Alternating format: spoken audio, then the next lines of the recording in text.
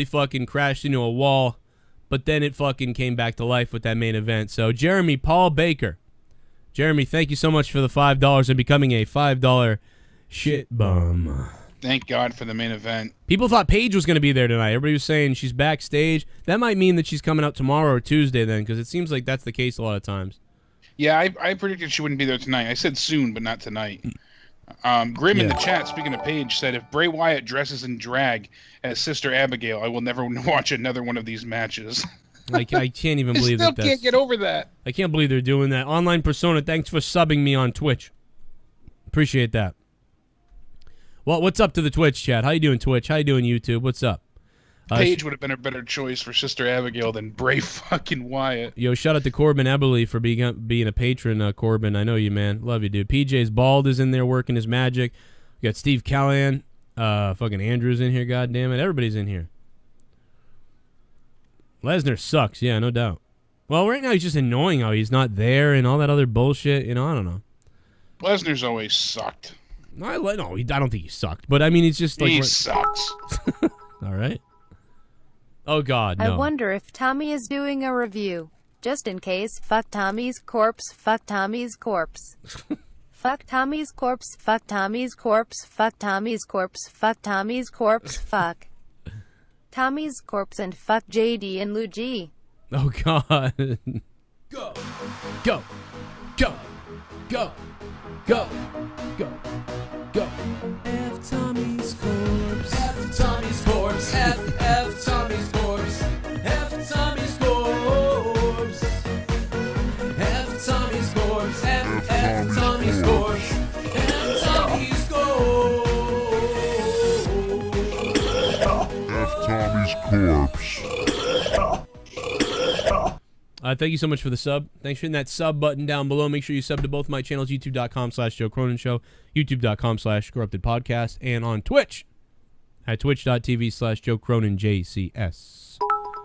And let's see what we got from Mellow Yellow. Dude, TOMMYNC is live right now. Okay. Only 12 viewers, lol. F Tommy's corpse.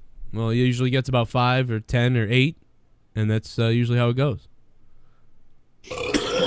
Nobody wants to listen to farting and burping during a show. So, you know. Or Hansel and Gretel. Hey, Triple C. What's up, Triple C? Triple C. Are you related to my old co-host? Thanks, Triple C, for the sub, man. Appreciate that shit. You're a beast. All right, so where do we go? Tomorrow night on Raw is not going to be very good. How bad is Raw going to be? How bad do you think Raw is going to be tomorrow night? I mean, like, let's hope it's not, but... Honestly, I think Raw is going to be atrocious. Think about it. What it has to compete with, what we saw tonight. Right. Well, shout out to the whole JCS army from Bailey Smoked Rudolph and me. Fuck yeah. I can't the WWE product anymore and I can't stand watching it. No. Hashtag fuck Tommy Slying Crying Core. Hashtag Shellis Sexy Beast. Much love to all. Hey, thank you, Mr. Broken Rebel, for the 100 bits on Twitch, coming via Twitch. Thank you, my friend. And shout out to everybody that was here tonight. We had a beast load of fucking people watching. We're not done yet. We ain't fucking done. We're taking your phone calls in a minute. We got some shit to talk about. But yeah, let's hope that Raw isn't bad tomorrow night. Carmen Del Priori, thank you very much for the sub. Think about it. We got 2 weeks till TLC. Do we have any matches set? I can't even think of it right now. My mind is on Raw is fried. I have no fucking clue. If anybody wants to call and tell me about it, I can't remember. I know we have Asuka debuting, Alexa Bliss and Mickie James, and Asuka makes her debut. We're supposed to have a chairs match of Roman Reigns and The Miz. We're also supposed to have a return of Tommy the has Shield. a new movie on VidMe. He is in a clown outfit, but he is too fat and it's popping. Well, that's typical. His stomach is gigantic. And then we got Balor and Wyatt going against each other. Yeah. And then we have the Bar against 2/3 of the Shield. So. Bar. And I think they're supposed to have Enzo and Kalisto. Oh, that's right. Yeah, the letdown. That's right. Enzo cut that amazing roast promo on everybody. And, Doppeldangle, thank you very much for the $1. His dick, cunt? I don't know. His cunt. But, yeah, he cut that amazing roast on everybody. And then, unfortunately, Kalisto was the guy that came out, which was just ridiculous. So people thought maybe it was Rey Mysterio. Anybody, it just was such a letdown. Kalisto was just like, oh. Like, fuck this. They had me so ready to go at that point. Yep. I was ecstatic.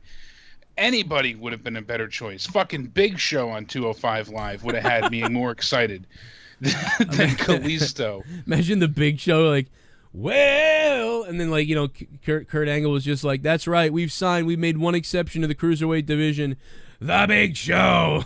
I would have started applauding. I would have stood up and clapped. Had I known that Kalisto was the alternative. Well, I would have laughed. You're right. I would applaud for Big Show if I knew that. But if you didn't know that, we would have buried it. But I mean, I would have started laughing hysterically and probably passed out from blood loss to the head. Super Chat Party.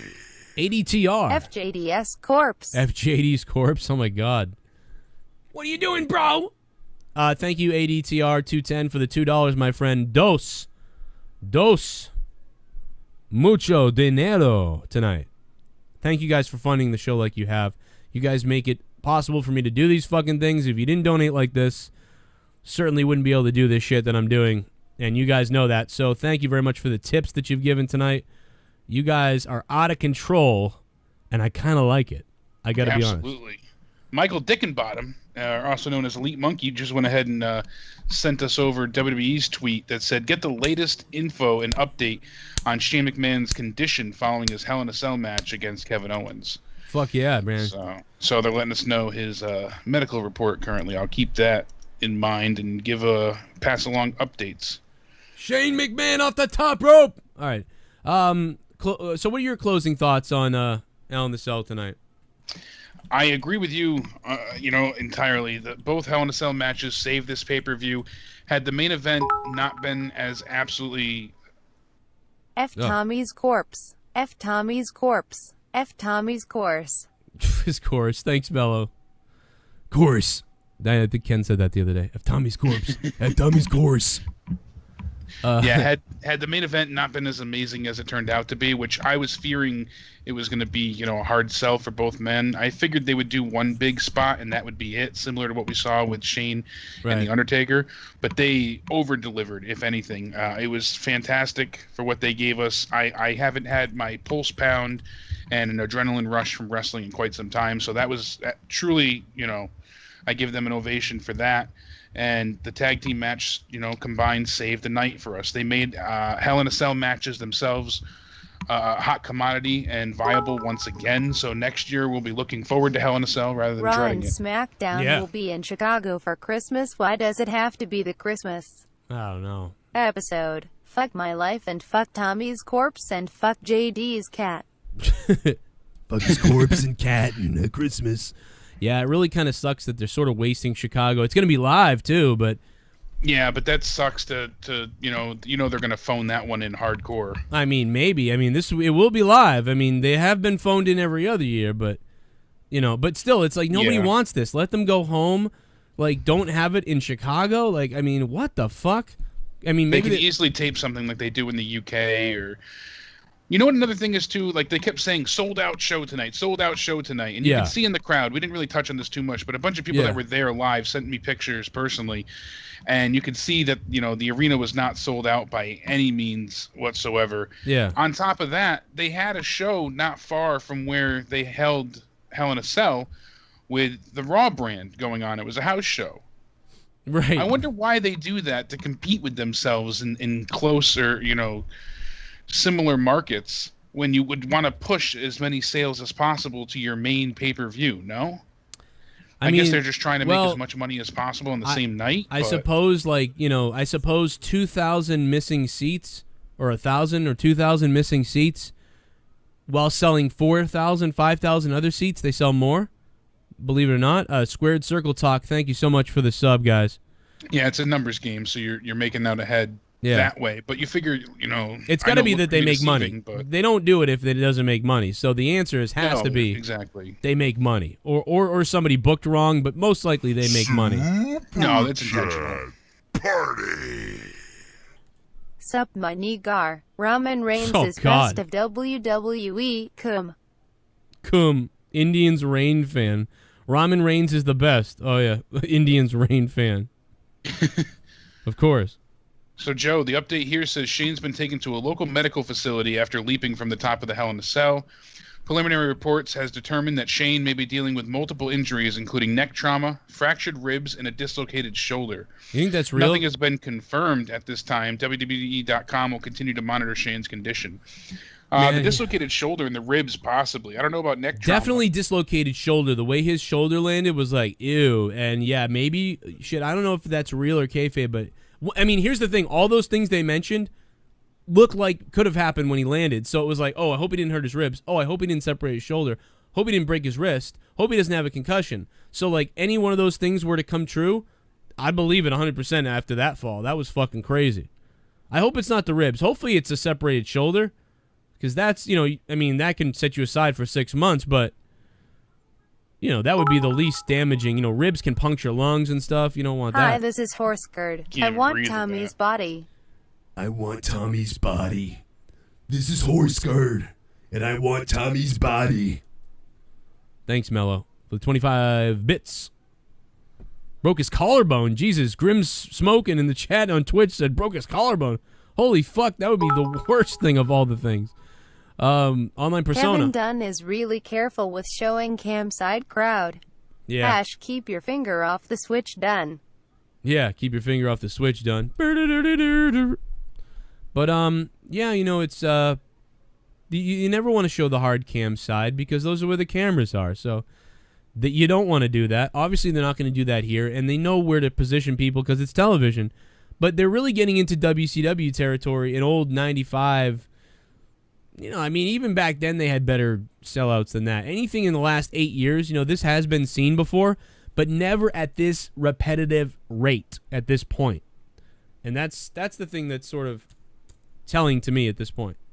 Absolutely. I mean, you're right about that. And to finish closing thoughts, like you had said earlier, I mean, it not to repeat ourselves, but it's the truth.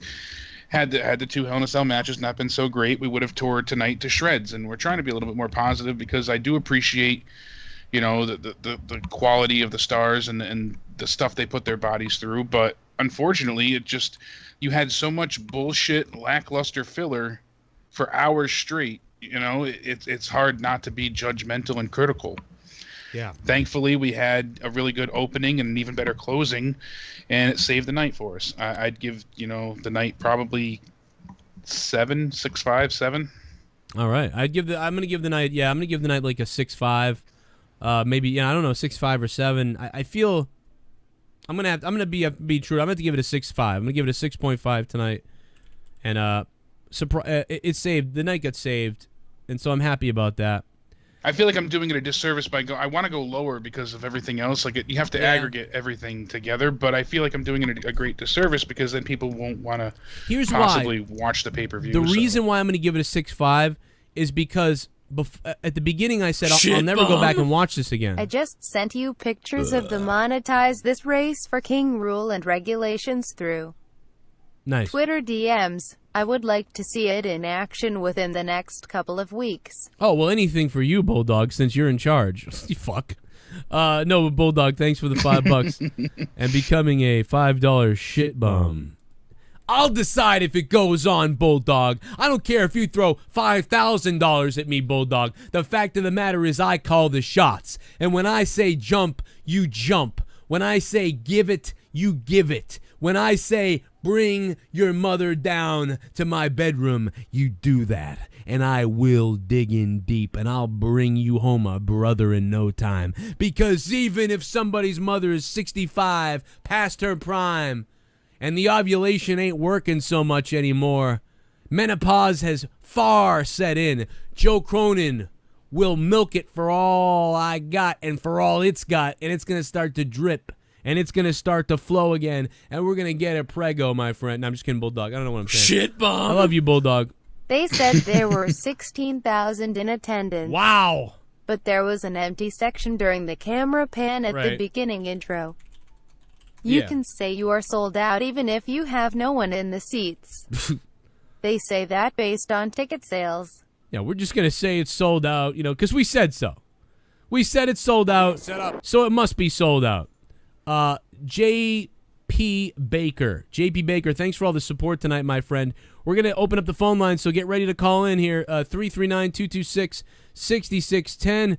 We'll pause 1 second, and I will be ready to go with these phones in just 1 second. Enjoy this action that I called from Top Rope Promotions for a couple of seconds while I get these phones up. Let's go. We'll take your phone calls for a few minutes here. See what's up if you want to call. By Goods, whose lower back, he's in pain, he's been caned in the head, and he won't give up. Here comes Goods. Outside the ring. Oh, my! Did you hear that shot? It sounded like a home run. It's back, and it's gone. Drop kick off the top rope, Teddy Goods. How's the referee supposed to handle this? Oh, no, over the top rope, outside, Danny Miles to the outside. All the members are the big timers on the outside now, and it's work time as Tommy Dreamer. Oh, man, Jeremy into the corner. Here we go. Danny Miles over here. Oh, he just saw a bunch of water. Tommy Dreamer spitting in the eyes, and he clobbers Danny Miles with the water. Now. And now Dustin off the rope. Ducks under a clothesline, reverse neck breaker down. Goes Chris Mordeski. Dustin 1, 2.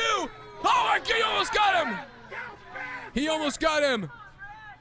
Dustin Starr, you talk about Jerry the King Law, you talk about Memphis, you talk about wrestling. And here comes Chris Mordeski, obviously with no care, no respect for the...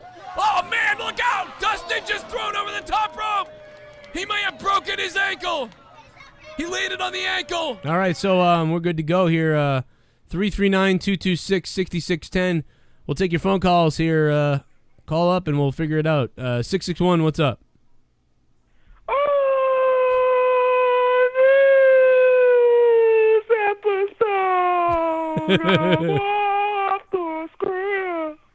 What is this, Paul Bear hosting off the script? No, it's JD. What's up? Oh, shit, JD's calling it. Don't you have a cat to bang? All right, go bang a cat, you fuck. 774, what's up? Hey, what's going on? Yo, Dom Dangle on the line. What I was trying to say, when Kevin Owens took Shane McMahon's face and graded it against the cell, Right. his kids no-sold it so bad, just laughing, and I basically just spit out my Gatorade. I was like, what the fuck is this? Oh, my God, I didn't see that, dude. I'm going to go back and watch that. I Rewind have to go it. back and see that. Rewind it. So Kevin Owens comes up, I think, on like the right-hand side of the cell, like on the camera side. Right. And he goes, "This is what I'm going to do to your dad," or something like that. And the camera pans really quick to his three kids, and they're just laughing and looking at him. I'm like, "Oh my God, you just killed the moment so bad." You know what? I mean, I think he tried to save it, too, because at one point he was like, I did hear him say, like, "Oh, yeah, you're trying to keep on waving, you idiots," or like something like that. But yeah, no, he definitely tried to save that. But I'm sitting there talking with my boys, and I'm like, "Yo, are they really gonna jump off the cell?" Now at first, I was listening to how you say, like, I thought the top of the cell was gonna break, and then I'm saying to myself, "Yeah, you're right. No, there's a reason why they made the cell so high in the first place. There's no padding." Well, and then right as you see Shane put his hand down on the table, you're like, "Oh yeah, someone's going through it." I didn't think Shane was going to jump twice in 2 years, though. yeah, that's what I really like. I thought there was going to be one spot, maybe. I didn't think there was going to be a big spot tonight like that. So I'm shocked. You know what? WWE does production, right? They have people sitting in that 5-row hard cam pretty early. why not get a shot of the kid sitting there looking concerned, like before the show starts, and then just use that later? I mean, I don't know. They're good at, they can do that, and nobody would know what they were even doing. So, but whatever, they didn't do that. They went for the live shot, and the kids are like, Dad's getting killed. The camera guy just deliberately turns to the left, and the youngest one's just smiling, looking at his dad, just getting his face grated in. I'm like, wow, that is just terrible. Yeah, I mean, the only thing Kevin could do to say that would be like, you keep on smiling. You think your dad's going to come back, you stupid idiots. You're as stupid as he is. You know what I mean? But anyway, dude, thanks for the... That makes me wonder if they did that at WrestleMania, too. I don't know if there's like a good screenshot of that, but knowing at Mania the production quality jumps up higher than this crap. Absolutely. Dude, I appreciate the donation. Sorry, we couldn't figure out what the fuck you were saying.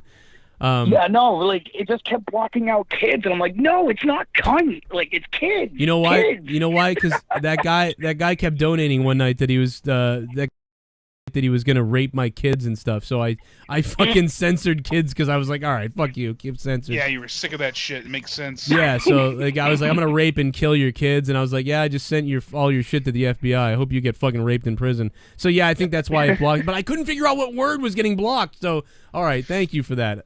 Thanks, man. No problem, man.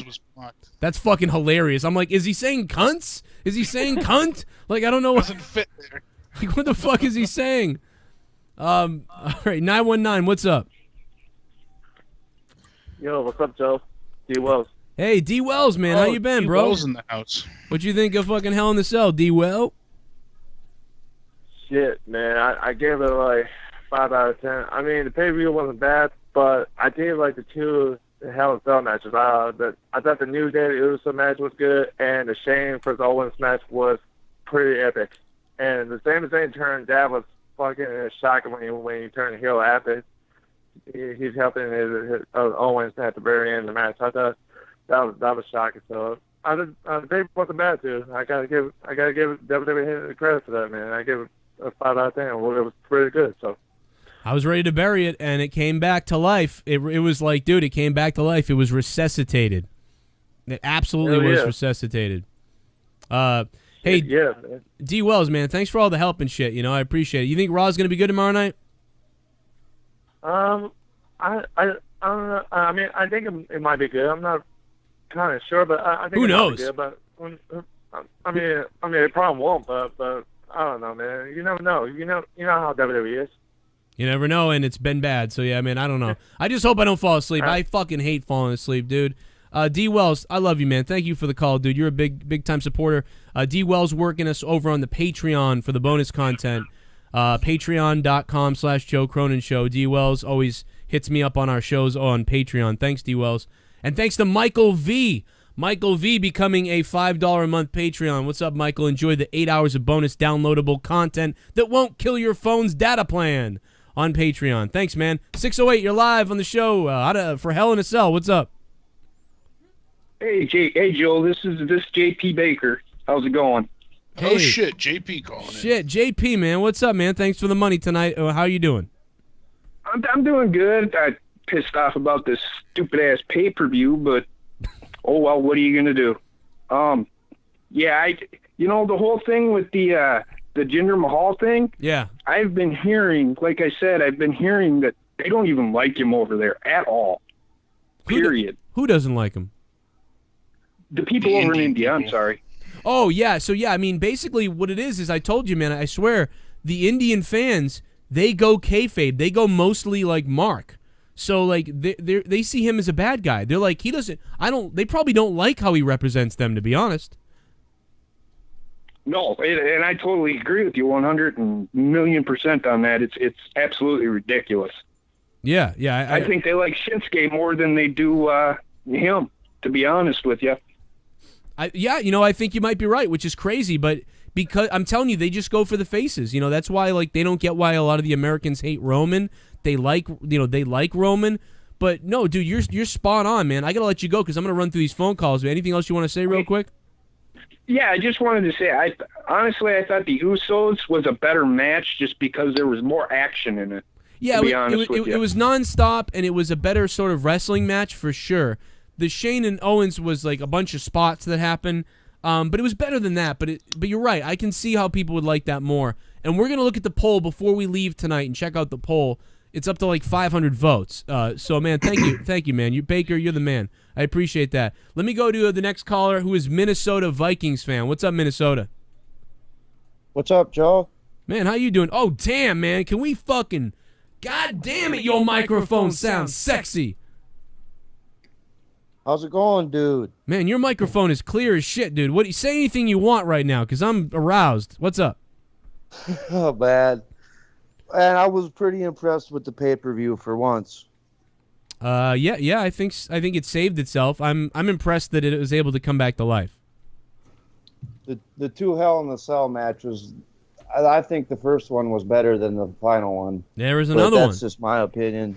It's 50-50 right now, to be honest, man. I mean, they were good. I'm really seriously. I'm angry at a lot of other shit that happened tonight, but I'm really satisfied that the Cell matches were good. That really meant a lot to me, that the gimmick match itself that it's named after was good. You know what I mean? Extreme Rules doesn't deliver. No blood, no extreme, bullshit. And then Great Balls of Fire has blood and has more violence than Extreme Rules. Hell in a Cell tonight wasn't just a stupid cell. There was a reason. Like we said, next year you want to see what happens now at Hell in the Cell. Finally. Oh, definitely. And so you don't think they were kayfabing the thing with Charlotte though, huh? With her getting injured? I don't know. If it's not a work, then I'm amazed. I think it's a work, but if it's not a work and she's really injured, I'd be surprised. I was with you. I was thinking they were setting up for Carmella to cash in. Yeah, I was like, It looked like Charlotte was gonna win, and you could smell it. Out she was gonna come. You could smell it. It felt like she was gonna hit the moonsault on the outside, get in the ring, natty reverse, and then she reverses in a natural selection or something, and then she wins, and then bam, Carmella comes out, and that's what I thought they were going for, and that did not happen. But either way, the fact that I was questioning it, I got to give it to them, because that made me question that. I don't know if they're that smart in the back and they were thinking people will think there will be a cash-in when Charlotte wins, and then that won't even happen. I don't know if they were thinking that or not. So either way, Minnesota, I love you, man. I'm going to move on, okay? All right, man. Nice talking to you, Joe. Thank you, man. Thanks for being a patron. Minnesota Viking fan, a great patron. We got to go to Brock over. Jesus, Brock, you had a Red Sox hat on a minute ago, and now you got a Bruins hat on. What is going on? I just remembered I had this hat, and I'm pretty sure you support them, don't you? Yeah. Why do you have Bruins and Red Sox hats all the way out there? Because, when I was at America in July, I went to a hat store. I was like, those two look the best, so I'll buy them. That's awesome. You did the right thing. F the Yankees hat. What's that, bro? Well, everybody always gets the Yankees hat, so I got to give it to you for getting the Boston hat. Exactly, my friend. So, yeah, man, what's up? What'd you think? Yeah, I reckon the show was really good, but I don't know if you've answered this yet, but I don't reckon that Sami Zayn thing was a heel turn. I'm pretty sure it's more he feels real bad for Kevin Owens in a way, like he didn't want him to die type of thing, but then he wanted him to pin Shane so the match could just be over or something. I don't know. But it's going to be a real good storyline, I reckon. Yeah, I think they could really, really do a good storyline. What's great is they have the potential to have a really great storyline, and it's going to come from a pretty good storyline before it and a last great match. So, dude, this could really be really good. And if we can move on with AJ Styles and Baron Corbin can have the U.S. title, I mean, we could be set up here for some good shit. The only one who's screwed is Nakamura. Like they got. Oh, that was just shit, bro. Someone's gonna have to get the shovel to dig his fucking corpse out of the grave, you know. Yeah, one thing I don't like about SmackDown now, though, I'm pretty sure everyone that's got the titles is a heel. Yeah. On SmackDown right now. Yeah. It's one thing. Like, I love the Usos, but I'm just saying, like, you'd think there'd at least be one babyface holding a title. I don't know, but you know what? The chase begins for everybody now. Are you like? Are you trying to be quiet right now? Because you look like you're hiding right now. Oh yeah. Because fucking Dad's doing a night shift week, but I want to talk, so it's like. Yeah, I can see that. You look like Leafy right now. You look like you're in fuck. You look like you're you've been watching too many Leafy videos. Yeah. Like, hey guys. I haven't seen Leafy in ages. Last time I saw him was with that fucking Keemstar beef. Ever since I haven't even watched him. Yeah, I remember when I fought with Leafy on Twitter for like a week, and then like and then they went attack Tommy NC. But yeah, man. I mean, shit. I don't know. How are you feeling about the pay-per-view though? I actually really enjoyed it because a lot of the pay-per-views I'll watch, there'll be a lot of times I'll just be like sitting on my phone and then just looking over. But for a lot of the pay-per-view, I was actually glued to the screen watching like the Usos match. I watched the whole thing. Definitely the best match of the night. But yeah, I don't know. I wasn't a big fan of the women's match. Like, I really hated the ending.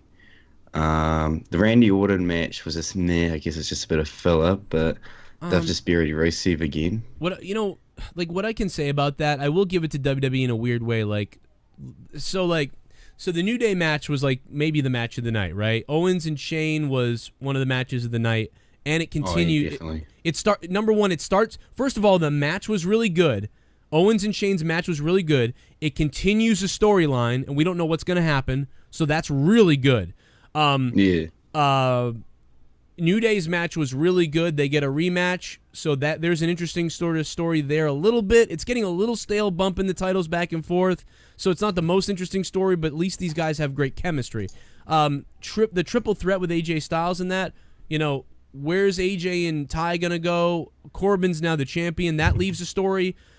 Charlotte and Natty was one of the only matches that really had no result, but that's okay in a way now, because even though it was a throwaway and it wasn't a great match, the story continues now because Charlotte's still chasing the title, so they left that for SmackDown. So one thing you can say, even if we, like I said, I didn't like those matches either, but the one thing you can say is they have something to go build off of. They have all kinds of stories to build off of on Tuesday. What the hell does Raw have, really? I mean, Enzo was the most entertaining thing last week.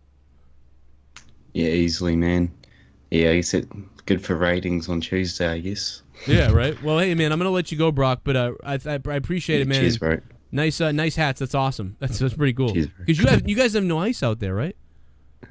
What's that, sorry? You guys have no ice out there, right? Like, hockey is hard to come by out there. Oh, no, you never hear of ice hockey over here. Yeah, I didn't think so. It's like rugby here. It's pretty much rugby and ice, like it's a flip, Yeah, rugby's the main thing here in New Zealand, eh? We do have a little bit of rugby here. We petitioned for that at my high school years ago. Yeah, USA's definitely getting a bit more involved. Like, I remember the All Blacks flew over there, I think, last year for a match against USA. It's easier. It's easier to do here though. Like, hockey's harder to do out there because it's like maintaining the ice. It's just not feasible. Yeah. But yeah, man, I appreciate it, Brock. Good to hear from you, man. Sweet. Catch you later, bro. Shout out to New Zealand, and shout out to everybody in Australia and New Zealand over there. I always think about going there. I just think it'd be so cool to go over there. It's so far away and so different that we really need to do that. Black Hammer just subbed to the channel. What's up, Black Hammer? Thanks for the sub. We're going to get some donations in here. We've been caught up here. Have our final thoughts. Appreciate all the calls tonight. Yeah, I'd love to go overseas. What a culture clash, I don't want to ride on that plane, dude. Dude, everybody I met from Australia, Melbourne, New Zealand, Sydney, and there was an A. I forget what it was called. But I met those guys, and they were like, yeah, they were on a plane for like 12 hours or 17 hours. I don't know. $100. Oh, shit. Donation time, motherfuck boy. That's it. That's it. I'm dead. I'm dead. Holy shit. I'm dead. I'm fucking dead.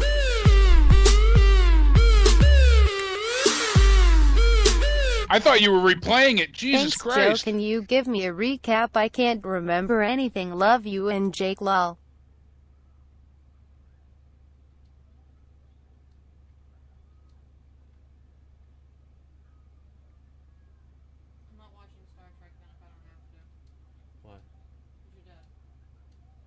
Shelly with $100 again. Fist bump to Shell.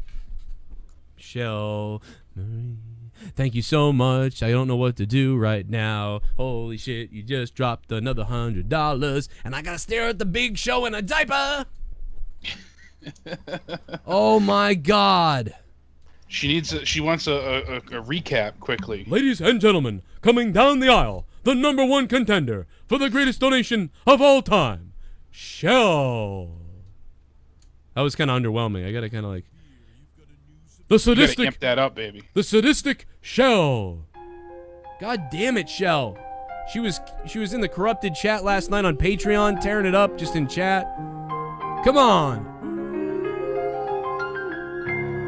Shell, I love you. That's insane. Everybody knows. Holy hell. Thank you very much. Thank you to everyone that donated tonight. Liked the stream, retweeted, subscribed, all of it.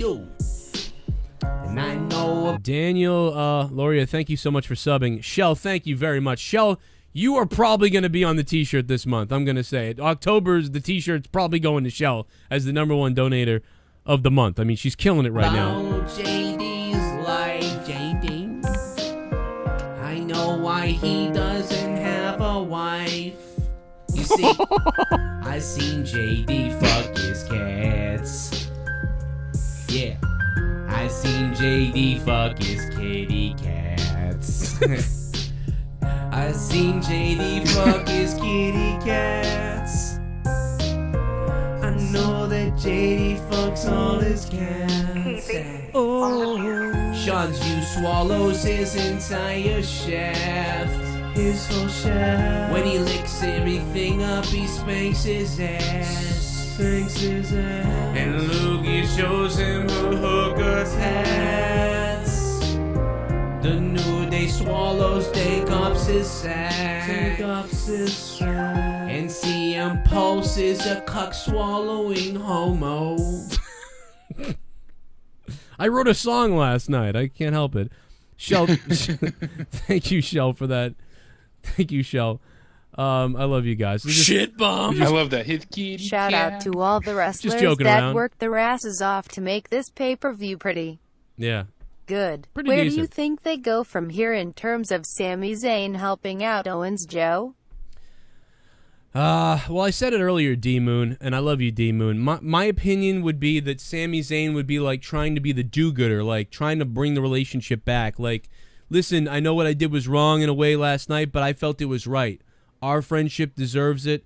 We have been friends for years. Like, I want, someday I always thought our kids would be friends and blah, blah, blah, and I can't live with myself, knowing that there's this divide and blah, blah, blah, all our friendship, all the years. Let's bury the hatchet. I wanted to prove to you that I'm ready to step up and be your friend again type of deal. And I think in the end, so he really didn't turn heel. He's just trying to rebuild a relationship, and you can see that, even though it's sort of dumb, it makes him look a little weak maybe, but maybe they'll build it better than that. I'm just spewing right now. And then, for Kevin Owens basically to either quickly or almost quickly in a couple weeks to turn right on him and be like, I'll never be your friend again type of thing. And I know that it's somewhat similar in a way to Jericho, but I don't know. Maybe they'll do that, or maybe they'll just go full on that Sami Zayn is with Owens. I don't know. It would seem weird for him to have another guy like Jericho with him again. Like, to be running with another guy again. Sami Zayn playing heel is weird to me. And maybe Kevin can do something like really horrific to Sami Zayn. Like, really bad. Maybe even hurt his face. Whether it's boiling his face in water, throwing him through a windshield, and him getting a scar, and he has to wear a mask almost. One of those Phantom of the Opera-like masks. And then shit, that would be crazy. One night he rips it off, and I don't know, all that shit. I don't know. Who the fuck knows?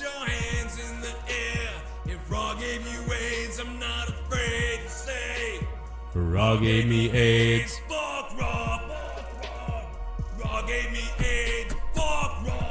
Sorry, Joe, if I sounded too bossy in that last donation. No, I was just kidding. If Shell keeps donating like she is, you would have a new house by the end of a month. I know, right? If Shell keeps donating, I might get the house. Bulldog Club, I love you, man. I was just joking with you. It was funny.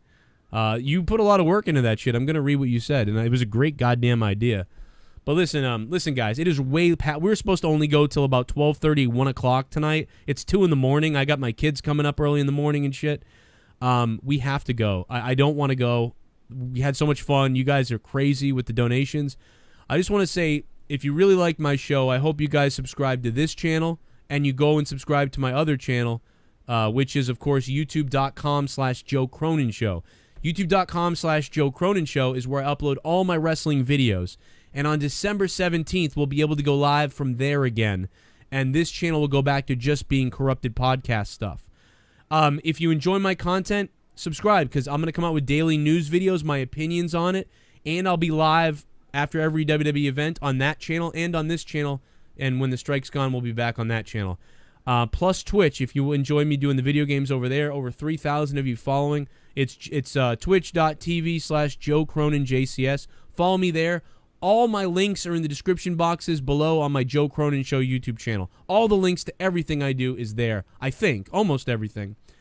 And of course, if you really want to support the show and you really like what we do, and you got $1 a month, $5 a month, whatever. If you don't got money, fuck it, just show up and watch the show and click the like button. But you know, YouTube censors all my videos now. YouTube doesn't want us doing this shit. YouTube takes down my videos. So we made a Patreon. And patreon.com/Joe Cronin Show. We have 8 hours of bonus audio a week.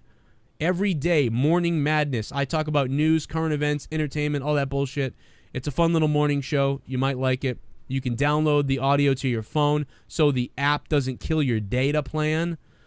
Every Saturday night, we do Corrupted Podcast for a couple hours. Me, Ken, and Justin Bailey. Shout out to Justin Bailey of the JB Show. Shout out to Ken of Foulmouth Network.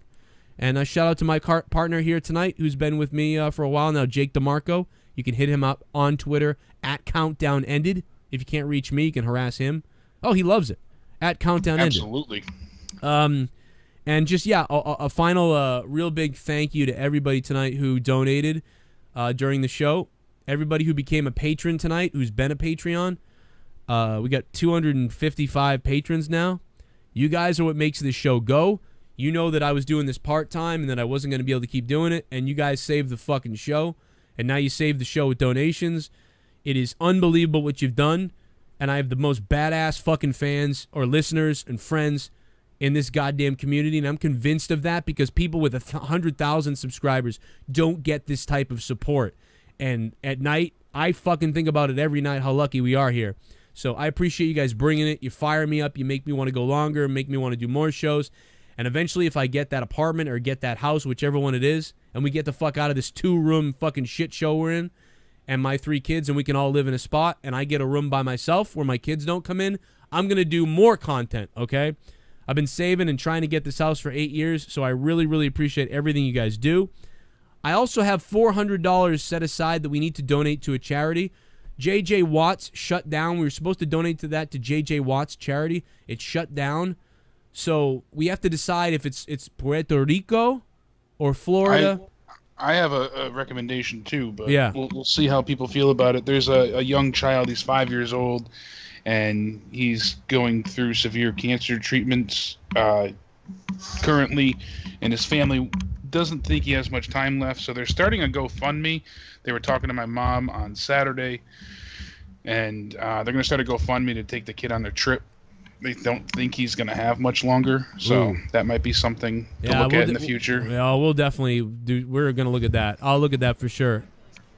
So that's. I just told them they gotta make a GoFundMe or something along those lines because we have to make it official. But or like just get them a direct PayPal and a GoFundMe because that way they can get money right away. Plus get the GoFundMe if the kid doesn't have a lot of time. Thanks for making me sad, Jake. But no. Well, no, it'll be a good thing. You never know. They're very hopeful at this point, so we'll see what happens. When you figure that out, let me know so we can pin that. But I still have $400 set aside that we have to donate somewhere, and I think we'll split it up: Puerto Rico, Florida, maybe something else, and then throwing like. 100 or a couple hundred at whatever that is would be good. So remember, I do have that set aside still. Just wanted to let everybody know so you don't think like, did he just fucking run away with the money? And we're going to donate it live, on the show so you guys see me donating it so that we know it went there. So that was over the course of that 2-day stream I did a little while back. I just wasn't sure after that J.J. Watt thing closed down. I didn't know what the fuck to do, unless it's not closed down. That was everything that I saw. Well, the original funding that they had set up had shut down, so... All right, well... we'll figure it out, though. But, yeah, I mean, Puerto Rico definitely needs as much help as possible as well. So that's an, overall great thing to benefit towards. Guys, thanks for supporting tonight. Thanks for everything you guys do for me and for listening to the show. More to come. We'll see you tomorrow night live right here and on Twitch after Monday Night Raw, after SmackDown, and everything this week. Plus, Friday night, Monetize This. Don't miss Monetize This. It's a wacky, crazy show without wrestling. We don't talk about wrestling on Monetize This that much, but we get fucking crazy, and we make Howard Stern look like a bitch. Well, I know, I love Howard Stern, but I mean, what has he become, man? Where is Sirius Satellite Radio? Give me a call. Do you want ratings? Do you want to destroy? Let's destroy together. Sirius XM. Come on. What the fuck? Purple Rains. Over 50,000 subscribers on YouTube. Thank you guys on youtube.com/Joe Cronin Show. I salute you. And now I'm going to go jack off in the bathroom and make myself feel better. I'll see you guys later. Become a member of the Cronin Club by going to patreon.com/Joe Cronin Show. Special shout out to 8 hours Shell. of bonus content a week not seen on YouTube. YouTube doesn't like the controversial stuff, but I am free to do what I want to do on Patreon. They won't be taking down these videos, so get the following for just $5 a month. Access to polls, the Corrupted podcast, every week featuring myself, Ken, and Justin Bailey. Morning Madness, 5 days a week. The ability to download all audio to save your data plan. Episodes of Monetize This, uploaded in audio form. All of my audio song parodies available for download and listenability on the Patreon app. Direct contact with me, the community, on your PC or the Patreon mobile app. All this and so much more available on patreon.com/Joe Cronin Show. Join the Cronin Club today. The club is calling. Cronin Club.